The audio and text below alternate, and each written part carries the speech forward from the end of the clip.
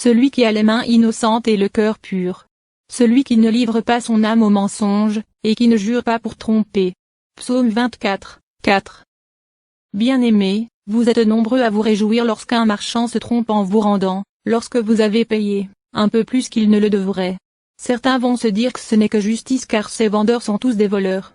Si, pour une fois, c'est vous qui l'avez trompé, ce n'est que justice et vous n'avez pas de remords à avoir. D'autres vont dire, merci mon Dieu.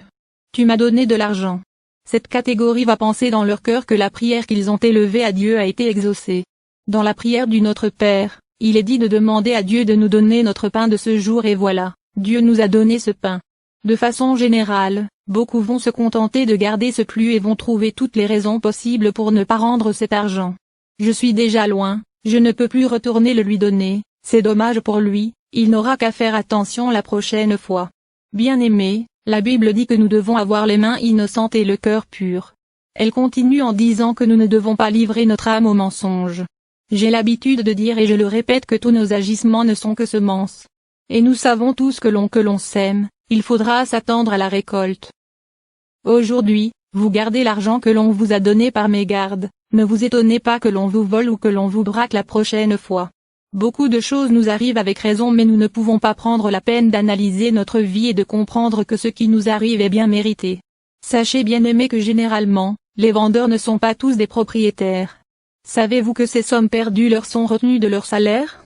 Peut-être que la personne vous a rendu 2000 FRS de plus, sinon même moins. Quel salaire peut avoir cette personne? Savez-vous que c'est une grosse perte pour elle? Si en plus, c'est une personne qui a des enfants à nourrir, comment pourrait-elle le faire avec le manque que vous lui avez causé? C'est vrai que vous n'y étiez pour rien. Elle s'est trompée seule. Mais qu'est-ce que cela vous coûte de lui rendre cet argent? Si vous êtes déjà arrivé chez vous, appelez-la et tranquillisez-la. Dites-lui que vous allez trouver le moyen de lui faire parvenir cet argent puis, que ce soit ce jour même ou un autre jour, envoyez quelqu'un lui redonner cet argent. Cela sera généreux de votre part. Bien-aimés, quelles que soient les raisons qui peuvent vous amener à ne pas rendre cet argent, n'écoutez pas ces arguments et rendez cet argent. Si on vous a déjà volé dans une boutique, vous ne devez pas rendre l'appareil alors que vous savez vous-même que vous n'avez pas été content. La Bible dit de ne pas faire aux autres ce que vous ne voulez pas que l'on vous fasse.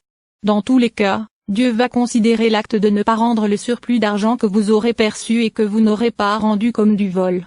Et oui bien-aimés, il n'y a pas de petit péché. Vous pouvez aller en enfer à cause d'un comportement tel que celui-là. N'utilisez jamais un argent qui ne vous appartient pas. Dans le cas où cette personne a même l'habitude de voler, ne vous associez pas à son vol. Mais, dans tous les cas, ne rendez pas une personne malheureuse à cause d'une erreur qu'elle a faite. Dieu est notre Dieu à tous. Cette personne va aussi crier à Dieu et le juste juge qu'il est, va agir contre vous. Le petit gain que vous avez cru obtenir va occasionner une grosse perte dans vos finances car la récolte est toujours plus importante que la semence. On a l'habitude de croire qu'il faut tuer pour aller en enfer. Je le répète encore, péché égale péché. Même un petit péché comme celui-là peut vous amener en enfer. Le moment est alors arrivé pour moi de vous demander de vous positionner par rapport à votre éternité. Où voulez-vous la passer? Au ciel ou en enfer? Si c'est au ciel comme je l'espère, je ne peux que vous féliciter. Il ne vous reste plus qu'à faire la prière de repentance et si vous ne savez comment la faire, je vous conseille de répéter ceci après moi. Jésus, je reconnais que je suis un pécheur. J'ai fait des choses qui ne t'ont pas plu et je te demande sincèrement et humblement pardon. Je reconnais que tu es mort sur la croix pour me sauver et pour cette raison, je t'accepte dès cet instant comme mon Seigneur et Sauveur personnel. Viens dans ma vie et fais de moi ce que tu veux. Positionne-moi là où tu aimerais que je sois. Laisse ton Esprit Saint habiter en moi et me conduire dans toutes tes voies. Merci Jésus car je suis né de nouveau et je sais que dès cet instant précis, mon nom est inscrit dans le livre de vie. Amen.